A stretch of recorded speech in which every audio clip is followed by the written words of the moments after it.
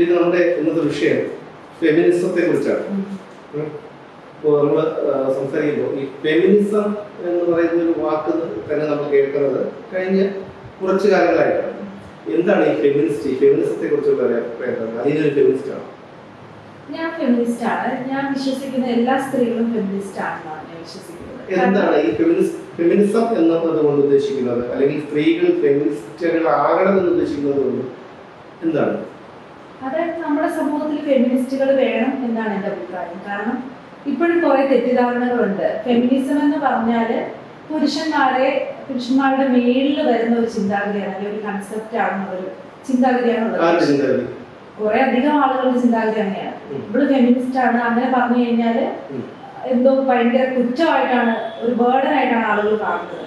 പക്ഷെ ഫെമിനിസം എന്ന് പറയുന്നത് ഈക്വാലിറ്റി വേണം എന്ന് ചിന്തിക്കുന്ന ഒരു കൺസെപ്റ്റാണ്. വേറെ ഉണ്ട്, പുരുഷന്മാരെ വെറുക്കുന്നത്, അത് വേറെ കൺസെപ്റ്റാണ്. പക്ഷെ അതിലേക്ക് നമുക്ക് വരാം. ഈക്വാലിറ്റി എന്നതുകൊണ്ട് ഉദ്ദേശിക്കുമ്പോൾ യഥാർത്ഥത്തിൽ നമ്മുടെ നിയമം തന്നെ സ്ത്രീകൾക്ക് അനുകൂലമായിട്ടുള്ള നിരവധി ആനുകൂല്യങ്ങൾ തരുന്നുണ്ട്. അതിപ്പോ എന്താണ്, നിയമത്തിന്റെ കാര്യത്തിലായിരുന്നാലും സ്ത്രീകൾക്കാണ് ഏറ്റവും കൂടുതൽ പ്രിവിലേജ് ഉള്ളത്. അതുപോലെ തന്നെയാണ് ഇപ്പോൾ തെരഞ്ഞെടുപ്പിൽ മത്സരിക്കുമ്പോഴായിരുന്നാലും സർക്കാർ ജോലിക്കായിരുന്നാലും സ്ത്രീകൾക്ക് സംവരണമാണ്. ഇപ്പൊ തന്നെ ബസ്സുകളിൽ സ്ത്രീകൾക്ക് സൗജന്യ യാത്രയാണ്. അപ്പോൾ സ്ത്രീകളെ സംബന്ധിച്ചിടത്തോളം സ്ത്രീകൾ എല്ലാ മേഖലകളിലും പുരുഷനോടൊപ്പമോ അല്ലെങ്കിൽ പുരുഷന് മുകളിലോ ആണ്. ബഹിരാകാശത്ത് പോയപ്പോൾ സുനിത വില്യംസ് എന്ന് പറയുന്ന ഒരു സ്ത്രീ ഉണ്ടായിരുന്നു. അവർ സ്ത്രീയാണ്. അതുപോലെ ഏത് മേഖല ആയിക്കോട്ടെ, സിനിമ മേഖല ആയിക്കോട്ടെ, അല്ലെങ്കിൽ വ്യവസായ മേഖല ആയിക്കോട്ടെ, എന്തോ ആയിക്കോട്ടെ, അവിടെ എല്ലാ സ്ത്രീകളുണ്ട്. അപ്പൊ പിന്നെ എന്താ, ആ സ്ത്രീകൾ തന്നെയാണ് അല്ലേ സ്ത്രീകളെ ഇതിനെ കുറച്ച് കാണുന്നത്? ഇത് ആക്ച്വലി ഫെമിനിസത്തിലൂടെ നേടിയെടുത്തതല്ലേ, പണ്ടിങ്ങനെ അല്ലായിരുന്നല്ലോ. അവര് സ്ത്രീ എന്ന നിലയിൽ അവർക്കും പരിമിതികൾ ഉണ്ടായിരുന്നു. അതിൽ നിന്നൊക്കെ മുന്നോട്ട് വന്ന ആൾക്കാരല്ലേ. അതായത് പണ്ട് കാലത്തുള്ളവരെ നോക്കാം, അവരൊക്കെ ഒരു പുരുഷാധിപത്യ സമൂഹത്തിൽ ഒറ്റപ്പെട്ട് നിന്ന സ്ത്രീകളാണ്. അവരൊക്കെ പിന്നെ മുന്നോട്ട് വന്നത് ആളുകൾ അക്സെപ്റ്റ് ചെയ്യാൻ തുടങ്ങിയപ്പോഴാണ്. പണ്ട് മാറ്റി നിർത്തിപ്പെട്ടവർ തന്നെയാണ് സ്ത്രീകൾ. പിന്നെ അവർ മുന്നോട്ട് വന്നത് അതൊക്കെ കഴിഞ്ഞതിന് ശേഷമാണ് കൂടുതൽ ആളുകൾ വരുന്നത്. പണ്ട് മാറ്റി നിർത്തിയ പല ഈ സമുദായ അടിസ്ഥാനത്തിലൊക്കെ ആൾക്കാരെ മാറ്റി നിർത്തിയിരുന്നു. ഇന്ന് സ്ഥിതി അതല്ല. അപ്പൊ അങ്ങനെയുള്ള പണ്ട് കാലത്തെ പല ആചാരങ്ങളും അനാചാരങ്ങൾ എന്ന് പറയും. ഇപ്പൊ സതി നിർത്തലാക്കിയിട്ട് തന്നെയായിരുന്നു. അതുപോലെയുള്ള പല അനാചാരങ്ങളും നമ്മുടെ കാലങ്ങളിൽ കഴിയും തോറും അതൊക്കെ മാറി വന്നു. ഇപ്പോ ഞാൻ പറഞ്ഞ അന്നത്തെ കാലമല്ല. അന്ന് സ്ത്രീകൾ എന്ന് പറയുന്നത് അവരുടെ ജീവിതം അടുക്കളയിലാണ് നമ്മൾ കേട്ടിട്ടുണ്ട്. അപ്പൊ എന്റെ കാലത്ത് അങ്ങനെയില്ല. കാരണം സ്ത്രീകൾ ഇപ്പൊ എന്റെ അമ്മയിരുന്നാലും അടുക്കളയിൽ ജോലി ചെയ്യണം. അവർക്ക് അവരുടേതായ കാര്യങ്ങൾക്ക് എന്തിനും പോകാനുള്ള സ്വാതന്ത്ര്യം ഉണ്ടായിരുന്ന ഒരു വീട്ടിലാണ് ഞാൻ ജനിച്ചതും വളർന്നതും ഒക്കെ. അപ്പോ അങ്ങനെ വരുമ്പോ ഇത് പറഞ്ഞു കേട്ടുള്ള അറിവാണ് പല വീടുകളിൽ. അതില്ല എന്ന് ഞാൻ പറയുന്നില്ല, ഒരിക്കലും പറയുന്നില്ല. പക്ഷെ ഇന്ന് സിറ്റുവേഷൻ മാറി. ഇന്ന് സ്ത്രീകൾക്ക് അവർക്ക് എന്താണ്, അവർക്ക് സ്വയം ജോലി ചെയ്ത് ജീവിക്കാനോ അങ്ങനെയുള്ള എല്ലാ ഒരു ഓപ്പർച്യൂണിറ്റികളും നോക്കുന്നുണ്ട്. അപ്പൊ പിന്നെ എന്തിനാണ് ഈ ഫെമിനിസം എന്ന് പറയുമ്പോൾ ഒരു തരത്തിൽ പുരുഷ വിദ്വേഷമല്ലേ? ഒരിക്കലും പുരുഷ വിദ്വേഷം. സത്യം പറഞ്ഞാൽ പുരുഷന്മാരുടെ ഒരു പേടിയാണ്. അതായത് സ്ത്രീകള് ഈ ഫെമിനിസം എന്ന് പറയുമ്പോൾ ഉദ്ദേശിക്കുന്നത് അവർക്ക് മേലെ വരണം, അവർക്കുള്ള അവകാശങ്ങൾക്ക് നിഷേധിക്കപ്പെടുമെന്നുള്ളൊരു പേടിയാണ്. സത്യം പറഞ്ഞാൽ ഫെമിനിസം അങ്ങനല്ല. ഫെമിനിസം പറയുന്നത് ഈക്വാലിറ്റി, അവരോടൊപ്പം നിൽക്കാൻ പറ്റണം. അവരിപ്പോ ഓടുവാണെങ്കിൽ അവരോടൊപ്പം ഓടാൻ പറ്റണം. അതാണ് ഫെമിനിസം എന്ന് പറയുന്നത്. ഇപ്പൊ അവര് വിചാരിച്ചു വെച്ചിരിക്കുന്നതെന്ന് വെച്ചിട്ടുണ്ടെങ്കിൽ ഫെമിനിസം എന്ന് പറഞ്ഞാൽ ഞങ്ങളെ ഇല്ലാതാക്കാൻ വേണ്ടി ഇറങ്ങിയിരിക്കുന്ന ഒരുപറ്റം സ്ത്രീകളാണ്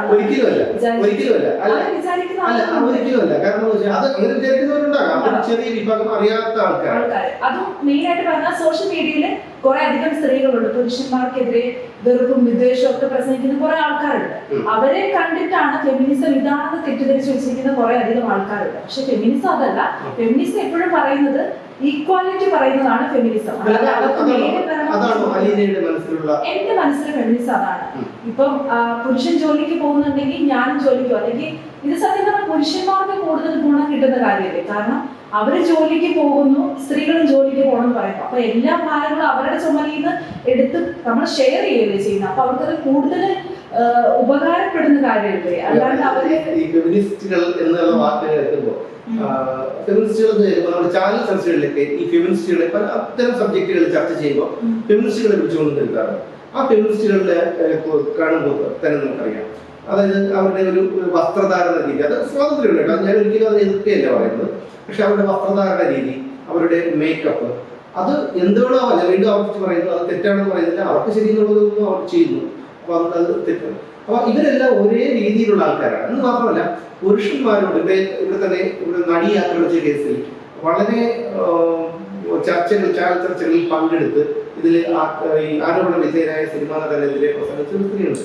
അവരൊരു ഫെമിനിസ്റ്റ്, അവരുടെയൊക്കെ പുരുഷന്മാരോടുള്ള ഒരു മനോഭാവം അത് നമുക്കൊരിക്കലും അംഗീകരിക്കാൻ കഴിയുന്നതല്ല. അതായത് അവർ കാറിൽ പോകുമ്പോൾ ഒരു വയസ്സായ മനുഷ്യൻ അദ്ദേഹം റോഡ് സൈഡിൽ നിന്ന് മൂത്രമൊഴിക്കുന്നത് കൊണ്ട് വണ്ടി എനിക്ക് അതിന്റെ മുകളിൽ കൂടെ കയറ്റി ഇറക്കാൻ തോന്നി എന്നാണ് ആ സ്ത്രീ പറഞ്ഞത്. അപ്പോൾ അതൊന്നും ഒരിക്കലും പറയാൻ പാടില്ല. നമ്മളൊക്കെ കാണുന്നത് അതുപോലുള്ള ആൾക്കാർ ഫെമിനിസം എന്ന് പറയുമ്പോൾ ഇപ്പൊ അലിനോട് സംസാരിച്ചപ്പോഴാണ് മനസ്സിലായത് ഫെമിനിസം പല ഇപ്പൊ എടുക്കുന്നതെന്നുള്ളത്.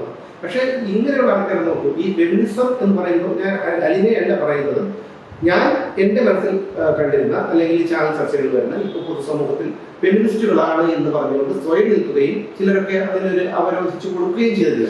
അവർക്ക് യഥാർത്ഥത്തിൽ ഒരു കുടുംബം എന്ന് പറയുമ്പോൾ മനുഷ്യനെ സംബന്ധിച്ചിടത്തോളം ഒരു വലുത് തന്നെയാണ്. കുടുംബമില്ല, ഭർത്താക്കന്മാരില്ല, അങ്ങനെ ഉള്ള ആൾക്കാരാണ് എന്നാണ് എനിക്ക് മനസ്സിലാക്കുന്നത്. പേരെടുത്ത് പറയുന്നത് ശരിയല്ല, അതുകൊണ്ട് ഞാൻ അത് പറയുന്നില്ല. അപ്പോ അങ്ങനെയാണ് അലിനയുടെ മനസ്സിലുള്ള ഫെമിനിസം അല്ലേ? എന്റെ മനസ്സിലുള്ള ഫെമിനിസം അല്ല, അതാണ് ശരിക്കും ഫെമിനിസം എന്ന് പറയുന്നത്. ഫെമിനിസം ഉണ്ട്, മിസാൻഡ്രിസ്റ്റും ഉണ്ട്. മിസാൻഡ്രി എന്ന് പറയുന്നതാണ് പുരുഷന്മാരോട് വെറുപ്പും അവരോട് ഒരിക്കലും യോജിച്ചു പോകാൻ പറ്റാത്തതും അവർക്ക് മേലെ വരണമെന്ന് ചിന്തിക്കുന്നതും അവരെ ജീവിക്കാൻ അനുവദിക്കുന്നത്, അതാണ് ഡിസാൻഡ്രിസ്റ്റ് എന്ന് പറയുന്നത്. അങ്ങനെ കുറച്ച് ആളുകളുണ്ട്. ഫെമിനിസം ഒരിക്കലും അങ്ങനെയല്ല. ഫെമിനിസം എപ്പോഴും ആവശ്യപ്പെടുന്നത് ഈക്വൽ റെസ്പെക്ട് വേണം, ഈക്വൽ ഓപ്പർച്യൂണിറ്റി വേണം, അങ്ങനെ ആവശ്യപ്പെടുന്നതാണ് ഫെമിനിസം. അത് പിന്നെ നമ്മളിപ്പോൾ വിലയിരുത്തുന്നത് സോഷ്യൽ മീഡിയയിൽ ആളുകൾ പറയുന്നത് ഒക്കെ കൊണ്ടിട്ടാണ് ഫെമിനിസം അങ്ങനെയാണെന്ന് നമ്മൾ വിചാരിച്ചു വെച്ചിരിക്കുന്നതാണ്. അത് മാത്രമല്ല, ഞാൻ ഫെമിനിസ്റ്റ് ആണെന്ന് പറയുന്ന ചില സ്ത്രീകൾക്ക് തന്നെ ഇപ്പൊ നാണക്കേടാണ്. കാരണം ഞാൻ ഫെമിനിസ്റ്റ് ആണെന്ന് പറയുമ്പോൾ അവരെന്നെ എങ്ങനെ കാണും. പക്ഷെ ഫെമിനിസം എന്ന് പറയുന്നത് ഇതാണെന്ന് ഇപ്പോഴും മനസ്സിലാക്കാത്ത ആളുകളുണ്ട്. അതുകൊണ്ടാണ് അവർ ഞാൻ ഫെമിനിസ്റ്റ്, ഞാൻ ആരും എന്നോട് ചോദിച്ചാലും ഞാൻ പറയാം ഞാൻ ഫെമിനിസ്റ്റ് ആണ്. കാരണം ഫെമിനിസ്റ്റിന്റെ അർത്ഥം അറിയാവുന്ന ഒരാൾ ഒരിക്കലും ഞാൻ ഫെമിനിസ്റ്റ് അല്ലെന്ന് പറയത്തില്ല. കാരണം ഫെമിനിസം എല്ലാ കാലത്തും പ്രസക്തിയുള്ള ഒരു കാര്യം തന്നെയാണ്, എല്ലാവർക്കും വേണ്ടതാണ്, സ്ത്രീകൾക്ക് പ്രത്യേകിച്ച് ഫെമിനിസം വേണം. അതിൽ ഈക്വാലിറ്റി അല്ലെങ്കിൽ ഒരു റെസ്പെക്ട് വേണം എന്നൊക്കെ പറയുന്നു. ഈ റെസ്പെക്ട് ഇപ്പൊ സ്ത്രീയാണ് എന്നാ കുറച്ച് റെസ്പെക്ട് ചെയ്ത് കളയാം എന്നാരും ചിന്തിക്കില്ലല്ലോ. അതായത് അല്ലെങ്കിൽ പുരുഷനാണ് കുറച്ച് റെസ്പെക്ട് ചെയ്ത് കളയാം എന്നാരും ചിന്തിക്കില്ല. അതൊരാളുടെ കയ്യിലേക്ക് പോലിരിക്കുന്നതല്ലേ, ഒരാളുടെ പെരുമാറ്റം അല്ലെങ്കിൽ ഒരാളുടെ അങ്ങനെയൊക്കെയുള്ള കാര്യങ്ങളെ അടിസ്ഥാനമാക്കിയല്ലേ ഒരാൾക്ക് ബഹുമാനം കിട്ടുന്നത്, റെസ്പെക്ട് കിട്ടുന്നത്. അതിൽ റെസ്പെക്ട് സ്ത്രീകൾക്ക് ഈക്വൽ ആയിട്ട് വേണമെന്ന് പറയുന്നതിൽ അർത്ഥമുണ്ടോ? അങ്ങനത്തെ റെസ്പെക്ട് അല്ല. നമ്മളിപ്പം നോർമലി നമ്മള് രണ്ട് ജെൻഡർ ഉണ്ട് മെയിനായിട്ട്. ഓക്കെ, ഞാനിപ്പോ പല ജെൻഡറുകളുണ്ട്, പക്ഷെ രണ്ട് ജെൻഡർ ഒക്കെ ഞാൻ പറയാം. അതില് നമ്മള് ആ രണ്ടാൾക്കാരും ഒരുപോലെ നിൽക്കണം എന്നുള്ള ചിന്താഗതിയാണ്. ഇപ്പം ഒരു കേസ് ഉണ്ടായിരിക്കട്ടെ, ആ കേസിലായാലും അവരെ ഒരുപോലെ ട്രീറ്റ് ചെയ്യണം എന്നാണ് ഞാൻ പറയുന്നത്. അതാണ് ഈക്വാലിറ്റി. അതായത് സ്ത്രീ ആയതുകൊണ്ട് എന്താണ് ആ ഒരു സെയിം കേസിന്റെ സെയിം ആഴം ആണ് ആ സ്ത്രീയും ചെയ്യുന്നതെങ്കിൽ ആ പുരുഷന് കിട്ടുന്ന അതേ ശിക്ഷ തന്നെ സ്ത്രീക്കും കിട്ടണം എന്നുള്ള അഭിപ്രായമാണ്. പക്ഷെ നമ്മുടെ സ്വാതന്ത്ര്യം കിട്ടിയതിനു ശേഷം ഒരൊറ്റ സ്ത്രീയെ മാത്രമേ തൂക്കിലേക്ക് ഇട്ടൂ. അതെന്തുകൊണ്ടാണെന്ന് വെച്ചാൽ പല വിധി പ്രസ്താവത്തിനിടയിലും ജഡ്ജി പറയുന്ന ഒരു കാര്യമുണ്ട്, കോടതി പറയുന്ന ഒരു കാര്യമുണ്ട്. സ്ത്രീയാണെന്നുള്ള പരിഗണന നൽകി അവർക്ക് ശിക്ഷ ഇളവ് കൊടുക്കുന്നു, അല്ലെങ്കിൽ അവർക്ക് ഇത്ര പരമാവധി ശിക്ഷ കൊടുക്കുന്നില്ല എന്നൊക്കെ പറയുന്നുണ്ട്. അപ്പൊ അത് തന്നെ ഇപ്പൊ അലിനയുടെ ആ ഒരു അഭിപ്രായത്തോട് ഞാൻ യോജിക്കുന്നു. കാരണം ഞാൻ പറയുന്നത് നിയമത്തിന് മുന്നിൽ എല്ലാവരും തുല്യരാണെന്നാണ് പറയുന്നത്. അങ്ങനെയാണെങ്കിൽ അവർക്ക് ആ ഒരു തുല്യതയല്ലേ വേണ്ടത്, അങ്ങനെയല്ലേ കൊടുക്കേണ്ടത്. അപ്പൊ അതേപോലെ തന്നെയാണ് ഈ വിവാഹ വാഗ്ദാനം നൽകിയുള്ള പീഡനം എന്ന് ഉള്ള ഒരു പരാതി നമ്മുടെ എന്ന് പത്രം എടുത്ത് നോക്കിക്കഴിഞ്ഞാൽ ഇത് വാഗ്ദാനം നൽകിയുള്ള പീഡനം എന്ന് പറയും. ഇപ്പൊ ഇന്ന് തന്നെ പത്രത്തിലുണ്ട് ഈ വാഗ്ദാനം നൽകി പീഡിപ്പിക്കുക അങ്ങനെ ഒരു ഇതുണ്ടോ? അത് യഥാർത്ഥത്തിൽ സ്ത്രീത്വത്തെ തന്നെ അപമാനിക്കുന്നുണ്ടല്ലേ? ആ കൺസെപ്റ്റിലേക്ക് ഞാൻ പോകുന്നില്ല. നമ്മളിപ്പോ ഫെമിനിസം സംസാരിക്കുമ്പോൾ അത് വേറൊരു തരം ടൈപ്പ് ഓഫ് ചിന്താഗതിയാണ്. അതിലേക്ക് ഞാൻ പോകുന്നില്ല. അവിടെ ഫെമിനിസം പ്രസക്തി ഉണ്ടോ എന്ന് ചോദിച്ചാൽ എനിക്കത് പറയാൻ പറ്റത്തില്ല. കാരണം അതല്ല ഫെമിനിസം, അങ്ങനല്ല. ശരി ഇപ്പോ ഈക്വാലിറ്റിയെ കുറിച്ച് സംസാരിച്ചത് കൊണ്ട് നിയമം എല്ലാവരെയും തുല്യമായി കാണണമെന്ന് പറഞ്ഞതുകൊണ്ടാണ് ഞാൻ ചോദിച്ചത് എന്ന് മാത്രമല്ല, നമ്മുടെ കേരളത്തിൽ ഇന്ത്യയിൽ മറ്റൊരു സ്റ്റേറ്റിലും ഇത്തരത്തിലുള്ള ഒരു പരാതി ഉള്ളതായിട്ട് ഞാനിങ്ങനെ ഒരുപാട് പേരെടുത്ത് അന്വേഷിച്ചു. അത് എനിക്കൊന്നും കാണാൻ പറ്റില്ല. പക്ഷെ നമ്മുടെ കേരളത്തിലാണ് അത്തരം ഒരു പരാതിയുള്ള ഇത്തരം പരാതികൾ വരുന്നത്. അതുകൊണ്ടാണ് ഞാൻ ചോദിച്ചത്, ഇത് സ്ത്രീകൾ തന്നെ അപമാനിക്കുന്നതിന് അവിടെ സ്ത്രീത്വമാവട്ടെ അത്രയും ഉത്തരവാദിത്വം പറയും, അല്ലെങ്കിൽ പുരുഷന്മാരാണ് എന്താ പറയുക ഒരു വ്യക്തിത്വം അങ്ങനെ നമ്മൾ കരുതുന്നത്. അങ്ങനെ വരുമ്പോൾ ഒരു സ്ത്രീ ഇത്തരത്തിൽ പറയുമ്പോൾ അത് സ്ത്രീകളെ അവരവർ തന്നെ അപമാനിക്കുന്നതല്ലെന്നാണ് എന്റെ ചോദ്യം. അതിപ്പോ ഞാൻ പറയുകയാണെങ്കിൽ മ്യൂച്വലി ചെയ്യുന്ന ഒരു കാര്യം പിന്നീട് ഒരാൾക്ക് മാത്രം എഗെയിൻസ്റ്റ് ആയിട്ട് വരുമ്പോൾ അതിൽ എനിക്ക് ന്യായം കണ്ടെത്താൻ പറ്റുന്നില്ല. കണ്ടെത്താൻ പറ്റുന്നില്ല. അതാണ് ഞാൻ ചോദിച്ചത്. അല്ലെങ്കിൽ അദ്ദേഹം ചോദ്യം ചോദിക്കാനുള്ള കാരണം തന്നെ അല്ലെങ്കിൽ പറഞ്ഞത് എല്ലാവർക്കും തുല്യമായിട്ടുള്ള അവകാശം വേണം എന്നുള്ളത് പറഞ്ഞതുകൊണ്ട് നിയമത്തിന് മുന്നിൽ എന്ന് പറഞ്ഞതുകൊണ്ട് മാത്രമാണ് ഞാനത് ചോദിച്ചത്. ശരിക്കും ഫെമിനിസം എന്ന് പറയുമ്പോൾ അങ്ങനെ തന്നെയാണ്. പുരുഷനും നീതി കിട്ടുന്നുണ്ടെങ്കിൽ അല്ലെങ്കിൽ ആ ഒരു ഈക്വൽ ഓപ്പർച്യൂണിറ്റി നമുക്കും കിട്ടണം, സ്ത്രീകൾക്കും കിട്ടണം എന്നുള്ള ചിന്താഗതിയാണ്. അതാണ് ഫെമിനിസം. അല്ല, അതാണ് ഞാൻ പറഞ്ഞത്. അന്നത്തെ കാലങ്ങളിൽ ഇന്നത്തെ പറയാൻ സ്ത്രീകളെ സംബന്ധിച്ചിടത്തോളം അവർ വെൽ എഡ്യൂക്കേറ്റഡ് ആണ്. പലരും അത്രയ്ക്ക് കഴിവുള്ളവരാണ്. പല നമ്മളിപ്പോ വ്യവസായ മേഖല എടുത്ത് നോക്കിയാലും രാഷ്ട്രീയം എടുത്ത് നോക്കിക്കഴിഞ്ഞാൽ ഏത് നോക്കിയാലും സ്ത്രീകൾക്ക് ഇത്തരത്തിൽ കഴിവുള്ളവരാണ്. അതാണ് ഞാൻ പറയുന്നത്. പുരുഷനോടൊപ്പമോ പുരുഷന് മുകളിലോ കഴിവുള്ളവരാണ്. ഒരിക്കലും പുരുഷൻ താഴേക്ക് ഒരു എനിക്ക് തോന്നുന്നില്ല. അപ്പൊ അങ്ങനെ ഉള്ളപ്പോ നമ്മൾ വീണ്ടും ഇത് വേണമെന്ന് പറയുന്നത്, നമുക്കൊരു അവകാശം വേണമെന്ന് പറയുന്നതിൽ അർത്ഥമുണ്ട്. അല്ല, പണ്ട് കാലത്ത് ഒരു സിസ്റ്റം ഉണ്ടായിരുന്നു. പുരുഷൻ എന്ന് വെച്ചാൽ ഒരു യജമാനൻ സ്റ്റൈലാണ്. അത് പണ്ടത്തെ കാര്യം. അതെ, അതുപോലെ ഇപ്പോഴും ഒരുപാട് കുടുംബങ്ങളുണ്ട്. അതുപോലെ തന്നെയുള്ള ഒരുപാട് കുടുംബങ്ങളുണ്ട്. നമുക്ക് അറിയാത്തതുകൊണ്ട് മേ ബി ഒരുപാട് സ്ത്രീകൾ അനുഭവിക്കുന്നുണ്ടായിരിക്കും. അപ്പൊ അങ്ങനെ നിൽക്കുന്നു. അപ്പൊ സ്ത്രീ ഒരു അടിമയായിട്ട് കാണും. ആ അടിമയും യജമാനും തമ്മിലുള്ള ദൂരം മാറി ഈക്വലി ആവണം എന്നാണ് ഫെമിനിസം പറയുന്നത്. കുടുംബങ്ങളിൽ നിന്നല്ലേ തുടങ്ങേണ്ടത്? കുടുംബങ്ങളിൽ നിന്നാണ് തുടങ്ങുന്നത്. ശരി. ഇപ്പൊ നമ്മളിപ്പോ പഴയ കുടുംബങ്ങളെ, അതായത് ഒരു 10-20 വർഷം മുമ്പുള്ള കുടുംബങ്ങളെ, ഒരു 10-20 വർഷം മുമ്പുള്ള ഒരു കുടുംബങ്ങൾ എടുത്ത് കഴിഞ്ഞാൽ ഗൃഹനാഥന്മാർ ജോലിക്ക് പോകുന്നവരാണ്. ഈ തൊഴിലുറപ്പും അങ്ങനെയുള്ള സംഗതികളൊക്കെ വന്നത് അതിന് ശേഷമല്ലേ അപ്പൊ വന്നത്. കാരണം അന്നും സർക്കാർ ജോലികളുള്ള സ്ത്രീകളുണ്ടായിരുന്നു, അത് വീട്ടിൽ പഠിച്ച സ്ത്രീകളുണ്ടായിരുന്നു. നമുക്കൊന്നും ചിന്തിക്കാൻ കഴിയാത്ത കാലത്ത് പോലും നല്ല രീതിയിൽ പോയി കോളേജ് വിദ്യാഭ്യാസമൊക്കെ ചെയ്ത സ്ത്രീകളുണ്ടായിരുന്നു. ഞാൻ നോക്കുന്നുണ്ട് KR ഗൗരിയമ്മയുടെ സഹോദരിയെ കുറിച്ച് ഒരു ആർട്ടിക്കിൾ ഞാൻ വായിച്ചിരുന്നു. KR ഗൗരിയമ്മയുടെ കാലഘട്ടമൊക്കെ എന്ന് പറയുമ്പോൾ വളരെ എത്രയോ കൊല്ലം പിന്നിലാണ്. അവരുടെ സഹോദരി അന്ന് ഈ ബുള്ളറ്റ് ഓടിച്ചുകൊണ്ട് പോകുന്ന, 2 വീലർ ഓടിച്ചുകൊണ്ട് പോകുന്ന ഒരു കാഴ്ച ഉണ്ടായിരുന്നു. ഓടിക്കുവരുന്നു എന്ന് പറയുന്നത് കേട്ടിട്ടുണ്ട്. അപ്പൊ അത്തരം വീട്, അങ്ങനെയുള്ള വീടുകളുണ്ടായിരുന്നു, കുടുംബങ്ങളുണ്ടായിരുന്നു, ഇല്ലേ? അപ്പൊ അതിനുശേഷം ഈ 20 വർഷങ്ങൾക്കുള്ളിൽ ഒരുപാട് മാറ്റങ്ങൾ വന്നിട്ടുണ്ട്. അതിപ്പോ നമ്മുടെ കേരളത്തിൽ മാത്രമല്ല, ഇംഗ്ലണ്ടിലും അമേരിക്കയിലും ഒക്കെ ഒരുപാട് സമരങ്ങൾ നടന്നിട്ടുണ്ട്. പണ്ട് എവിടെയോ ഞാൻ പഠിച്ചതായിട്ട് ഓർക്കുന്നുണ്ട്. സിഗരറ്റിന്റെ പേരിൽ സമരം. പുരുഷന്മാരെ സിഗരറ്റ് വലിക്കുന്നുണ്ട്, സ്ത്രീകൾ വലിക്കാൻ പാടില്ല. അപ്പം തെരുവിലിറങ്ങി സ്ത്രീകൾ സിഗരറ്റ് വലിച്ചുകൊണ്ട് പ്രതിഷേധം നടത്തിയ അങ്ങനത്തെ ഒരുപാട് സ്റ്റോറീസ് ഞാൻ കേട്ടിട്ടുണ്ട്. അപ്പം ഇത് കേരളത്തിൽ മാത്രം ഒതുങ്ങുന്ന ഒരു കാര്യമല്ല. എല്ലായിടത്തും സ്ത്രീകൾ ഒരു കാലത്ത് അനുഭവിച്ചിരുന്നതാണിത്. പിന്നെ ഫൈറ്റ് ചെയ്താണ് അവരിപ്പോ നിൽക്കുന്ന പൊസിഷനിലേക്ക് എത്തിയതെന്നാണ് ഞാൻ മനസ്സിലാക്കുന്നത്. ഈ യാഥാസ്ഥിതിക ലോകത്തിലെ ഏറ്റവും വലിയ യാഥാസ്ഥിതിക മുസ്ലിം രാഷ്ട്രമാണ് സൗദി അറേബ്യ. ഈ സൗദി അറേബ്യയിൽ 2010 ഞാൻ അവിടെ ഉണ്ടായിരുന്നതാണ്. ഈ 2010 സ്ത്രീകൾ വരുന്നത് പർദ്ദ ഇട്ടിട്ട് അങ്ങനെയൊക്കെയാണ്. പക്ഷെ അതിനുശേഷമാണ് സ്ത്രീകൾക്ക് ലൈസൻസ് എടുക്കാനുള്ള, ഡ്രൈവിംഗ് ലൈസൻസ് എടുക്കാനുള്ള ഒരു അനുവാദം കൊടുത്തു. അവർക്ക് ഡ്രസ്സുകൾ, അവർക്ക് ഇഷ്ടമുള്ള ഡ്രസ്സ് ധരിക്കാനുള്ള അനുവാദം കൊടുത്തു. അതൊക്കെ ഇങ്ങനെ പടിപടിയായിട്ട് വരുന്നതാണ്. അത് സമരം ചെയ്ത് നേടിയെടുത്തതല്ല. അത് ഒരു ഭരണാധികാരി വരുമ്പോൾ അവരുടെ ഒരു കുടുംബത്തിന്റെ വിഷയം മാത്രമായിരുന്നു, അതൊരു ഭരണകൂടത്തിന്റെ കൂടി വിഷയമായിരുന്നു.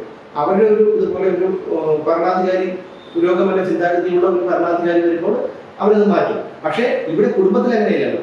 ഇപ്പൊ കുടുംബത്തിലെ കാര്യം എടുത്തു പോകും. ഒരു കുടുംബത്തില് ആ കുടുംബമല്ലേ അത് ശ്രദ്ധിക്കേണ്ടത്. അതായത് അവരല്ലേ ചർച്ച ചെയ്ത് തീരുമാനിക്കേണ്ടത് എന്ത് വസ്ത്രം ധരിക്കണം, ആ കുടുംബത്തിൽ എങ്ങനെയാവണം, ഇപ്പൊ എന്തൊക്കെ ചെയ്യണം, സ്ത്രീ എന്ത് ചെയ്യണം, പുരുഷൻ എന്ത് ചെയ്യണം എന്നൊക്കെ തീരുമാനിക്കേണ്ടവരല്ലേ. ഇതിലിപ്പോ പറഞ്ഞതിൽ തന്നെ ഒരു പോയിന്റ് ഉണ്ട്. അതായത് ഒരിക്കലും ഒരാൾ അനുവദിച്ച് കൊടുക്കേണ്ടതല്ല. ഇതിലിപ്പോ ഒരു മനുഷ്യനായിട്ട് കണ്ടാൽ മതി. 2 ജെൻഡറായിട്ട് കാണുമ്പോഴാണ് അവിടെ നീ അത് ചെയ്യണോ ഇത് ചെയ്യണോ എന്നൊക്കെ തീരുമാനിക്കേണ്ട ഒരു കാര്യം വരുന്നുള്ളൂ. അവിടെ മനുഷ്യനായിട്ട് കാണുമ്പോൾ അയാൾ എന്താണോ ചെയ്യുന്നത് ആ കാര്യം എനിക്കും ചെയ്യാനുള്ള സ്വാതന്ത്ര്യം ഉണ്ടെന്ന് ചിന്തിക്കുമ്പോഴാണല്ലോ. അല്ല, ഇത് തന്നെയാണ് ഞങ്ങൾ പറയുന്നത്. ഞാൻ പറയുന്നത് ഇത് തന്നെയാണ് ഞാൻ പറയുന്നത്. അപ്പൊ എന്താണ്, എല്ലാവരും മനുഷ്യർ, സ്ത്രീ പുരുഷൻ എന്നുള്ളത് മാറ്റിവെക്കും. സ്ത്രീകൾ ചെയ്യുന്ന കാര്യങ്ങൾ ചെയ്യാൻ ഒരിക്കലും പുരുഷന് കഴിയില്ല. അതായത് ഒരു സ്ത്രീ ഗർഭധാരണം നടത്താൻ, പ്രസവിക്കാൻ ഒരു സ്ത്രീക്ക് മാത്രമേ കഴിയുള്ളൂ. ഒരു കുഞ്ഞിനെ ജനിപ്പിക്കാനായി ഒരു പുരുഷന് മാത്രമേ കഴിയുള്ളൂ. അങ്ങനെയുള്ള പല കാര്യങ്ങളും സ്ത്രീയുടേതായ കാര്യങ്ങൾ പുരുഷൻ ചെയ്യുന്നത് പുരുഷന് മാത്രമേ ചെയ്യാൻ കഴിയൂ. അപ്പൊ അങ്ങനെ വരുമ്പോൾ നമ്മൾ അങ്ങനെ ചിന്തിച്ചാൽ പോലെ. ഈ അലിന്റെ പറഞ്ഞത് ഞാൻ പൂർണ്ണമായിട്ടും യോജിക്കുന്നുണ്ട്. അതായത് നമ്മൾ ഇപ്പൊ എന്താണ് ഒരു മനുഷ്യരായിട്ട് കാണുന്നത്, അത് നിയമത്തിന്റെ ആയിരുന്നാലും വേറെ ഏത് ആനുകൂല്യങ്ങളുടെ പേരിലായിരുന്നാലും അങ്ങനെ ഒരു ഇത് വേണ്ടതല്ലേ അലിയിൽ പറയുന്നത്. ബയോളജിക്കലി നമുക്ക് ഒരുപാട് ഡിഫറൻസസ് ഈ 2 ജെൻഡറിലും ഉണ്ടാവും. പക്ഷെ നമ്മൾ പറയുന്നത് കാര്യങ്ങളിലേക്ക് വരുമ്പോൾ, ഓരോ നിലപാടുകളിലേക്ക് വരുമ്പോൾ, ഓപ്പർച്യൂണിറ്റീസ് വരുമ്പോൾ, ഒരു സമൂഹത്തിൽ നമ്മൾ ജീവിക്കുമ്പോൾ നമുക്ക് വരുന്ന കുറെ, നമ്മൾ ഒരു വീട്ടിലാണ് താമസിക്കുന്നത്, ഒറ്റയ്ക്കാണ് താമസിക്കുന്നതെങ്കിൽ നമുക്ക് അവിടെ പ്രശ്നം വരുന്നില്ല. നമ്മളൊരു സമൂഹത്തിൽ ഇറങ്ങുമ്പോൾ നമ്മൾ ബസ്സിൽ കയറുന്നത് തൊട്ട് അല്ലെങ്കിൽ ഏതെങ്കിലും ഓഫീസിൽ ജോലി ചെയ്യുമ്പോൾ വരെ നമുക്ക് അവിടെ ഈക്വലി നമ്മൾ ട്രീറ്റ് ചെയ്യപ്പെടണമെന്ന് നമ്മൾ ആഗ്രഹിക്കില്ലേ? ആ ഒരു സ്ഥലത്താണ് ഫെമിനിസം. എത്രയോ കമ്പനികളിൽ, എത്രയോ ഓഫീസുകളിൽ മേലധികാരികളായിട്ട് സ്ത്രീകളുണ്ട്. ഇപ്പൊ ഉണ്ട്.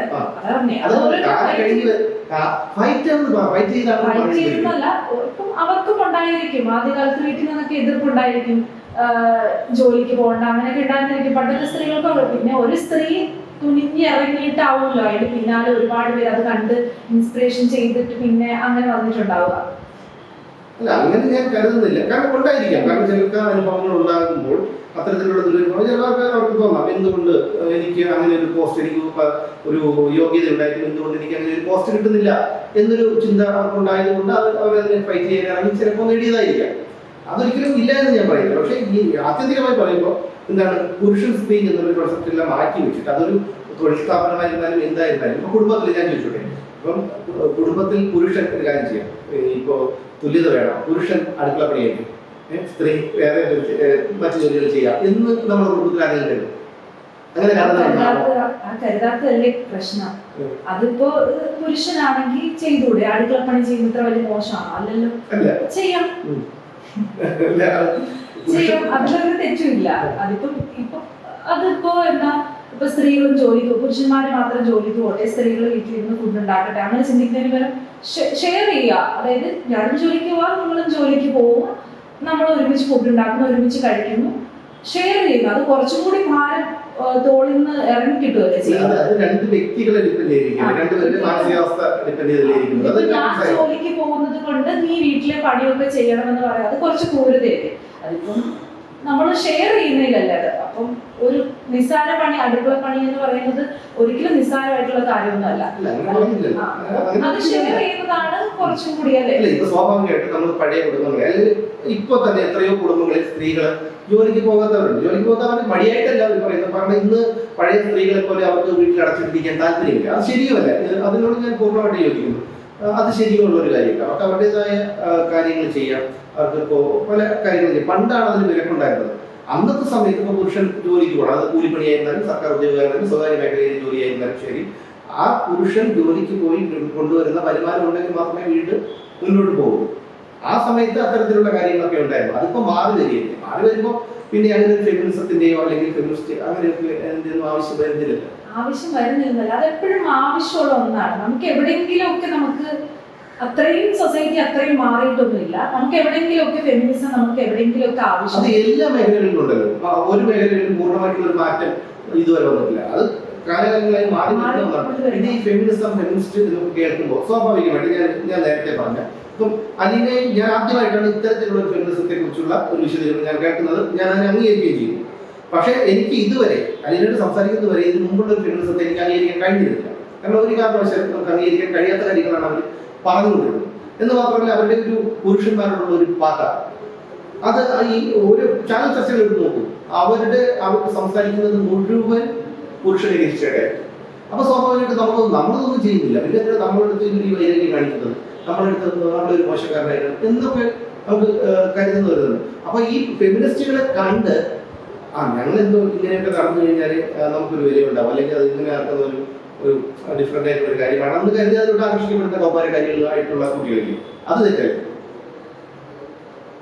ഫെമിനിസം എന്ന് പറയുമ്പോൾ മനസ്സിലാക്കാത്തതിന്റെ പ്രശ്നങ്ങളാണ് കൂടുതലായിട്ടുള്ളത്. ഇപ്പൊ ചാനൽ ചർച്ചകളുടെ കാര്യം പറഞ്ഞു, അവിടെ ചിലപ്പോൾ പ്രസംഗിക്കുന്നവർ പുരുഷന്മാരോട് വെറുപ്പുള്ളവരായിരിക്കും.